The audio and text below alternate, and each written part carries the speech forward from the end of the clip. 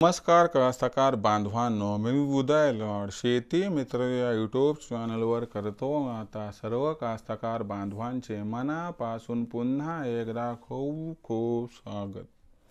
कास्तकार बांधवांनो, थंबनेल पाहिलं, टायटल वाचलं हो मित्रांनो, सामान्य कास्तकार बांधवांच्या मनातील सध्याच्या कंडिशनचा सर्वात महत्त्वाचा सवाल की देशांतर्गत बाजारामध्ये आता 1 तारखेनंतर सोयाबीनच्या बाजारभावात तेजी येणार की मग मंदी।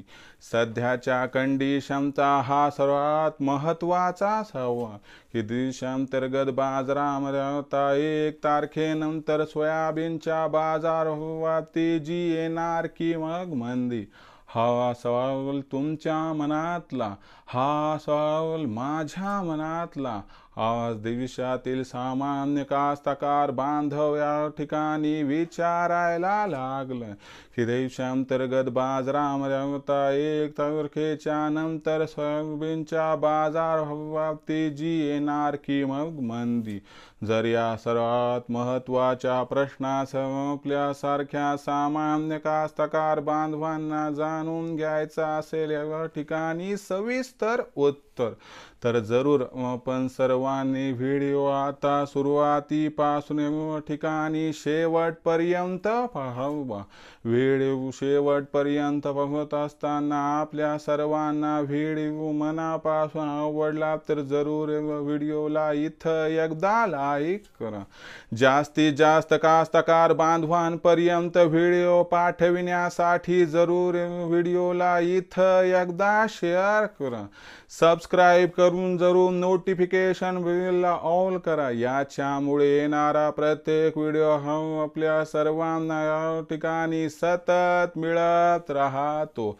तर बघा कास्तकार बांधवांनो, तुमच्या मनातील सध्याच्या कंडिशनचा सर्वात महत्त्वाचा सवाल की देशांतर्गत बाजारामध्ये आता 1 तारखेनंतर सोयाबीनच्या बाजारभावात तेजी येणार की मग मंदी। जर या सर्वात महत्त्वाच्या प्रश्नाचा आपल्यासारख्या सामान्य कास्तकार बांधवांना जाणून घ्यायचा असेल अचूक उत्तर, तर सध्याच्या कंडिशनला देशांतर्गत आणि आंतरराष्ट्रीय बाजारामध्ये कशी आहे सोयाबीनची बाजारभाव पातळी। देशांतर्गत आणि आंतरराष्ट्रीय बाजारामध्ये सध्याच्या कंडिशनला कशी आहे सोयाबीनची मागणी पुरवठ्याची स्थिती।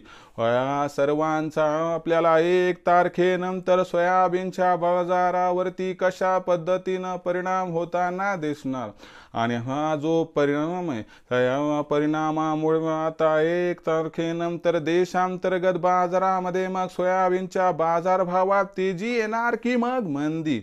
या सर्वात महत्त्वाच्या प्रश्नाचं त्याला जाणून घेऊयात या ठिकाणी आता सविस्तर उत्तर। जर सध्याच्या कंडिशनला बघितलं तर आंतरराष्ट्रीय बाजारामध्ये असणारी सोयाबीनची बाजारभाव पातळी ही $10.5 प्रति बुशेलच्या खाली आहे आणि जर भविष्याचा विचार केला तर 1 तारखेनंतर आंतरराष्ट्रीय बाजारामध्ये ब्राझील मधून मोठ्या प्रमाणात सोयाबीनची आवक ही सुरू होताना दिसेल आणि जसजशी ब्राझीलची आवक 1 तारखेनंतर आंतरराष्ट्रीय बाजारामध्ये ठिकाणी वाढणार तसा तसा आंतरराष्ट्रीय बाजारामध्ये सोयाबीनचा बाजारभाव हा आपल्याला या ठिकाणी घसरताना दिसणार आणि आंतरराष्ट्रीय बाजारामध्ये जर सोयाबीनचा बाजारभाव हा 1 तारखेनंतर आपल्याला $10 प्रति बुशेलच्या खाली येताना दिसला तर अजिबात आश्चर्य वाटायला नको असं आहे या ठिकाणी जाणकारांचं स्पष्ट मत। आणि आंतरराष्ट्रीय बाजारात जर सोयाबीनचा बाजारभाव हा घसरायला लागला तर देशांतर्गत बाजारामध्ये सुद्धा 100% सोयाबीनचा बाजारभाव हा 1 तारखेनंतर कोसळणार, कारण सोयाबीन हे मित्रांनो या ठिकाणी इंटरनॅशनल कमोडिटी म्हणजे आंतरराष्ट्रीय बाजारात सोयाबीनचा बाजारभाव घसरणं म्हणजे देशांतर्गत बाजारामध्ये 100% सोयाबीनचा बाजारभाव घसरण्यासाठी परिस्थिती निर्माण होणं आणि याचबरोबर हमी भावावर सरकारने खरेदी ही संपूर्ण देशामध्ये आता 100% या ठिकाणी बंद केली आणि आता हमी भावावर पुन्हा एकदा सोयाबीनची खरेदी सुरू होण्याची शक्यता नसल्यामुळे देशामध्ये 1 तारखेनंतर खुल्या बाजारात मोठ्या प्रमाणात सोयाबीनची विक्री ही वाढताना दिसणार आहे। आणि याचा जर विचार केला तर आंतरराष्ट्रीय बाजारामध्ये येणारी मंदी, देशांतर्गत बाजारामध्ये वाढणारी सोयाबीनची विक्री या महत्त्वाच्या कारणांमुळे 1 तारखेनंतर देशांतर्गत बाजारात सोयाबीनच्या बाजारभावात 100% मंदीच येणार आणि जो सोयाबीनचा बाजारभाव आजच्या तारखेला 3800 ते 4000च्या दरम्यान आहे, तर सोयाबीनची ही बाजारभाव पातळी जर 1 तारखेनंतर आणखी कमी होऊन 3600 ते 3900च्या दरम्यान पोहोचली तर अजिबात आश्चर्य वाटायला नको असं जाणकारांचं इथं स्पष्ट मत दिसायला लागले। याचा अर्थ समजून घ्या की 1 तारखेनंतर देशांतर्गत बाजारामध्ये सोयाबीनच्या बाजारभावात तेजी येणार की मग मंदी? तर या प्रश्नाचं स्पष्ट उत्तर आहे की 1 तारखेनंतर देशांतर्गत बाजारामध्ये सोयाबीनच्या बाजारभावात 100% येणार या ठिकाणी मंदी।